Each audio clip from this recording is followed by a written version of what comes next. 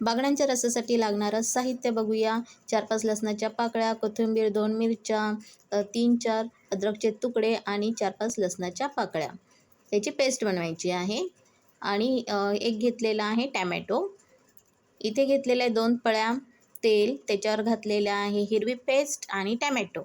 ही मस्त अशी तेलामध्ये परतून घ्यायची.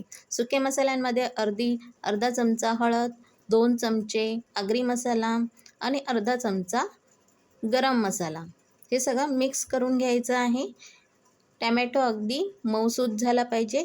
त्याच्यावर बागड्यांचे तुकडे सोडायचे आहेत आणि त्यामध्ये घालायचं आहे 1 कप पाणी आणि सगळं मिक्स करून घ्यायचं आहे चांगलं.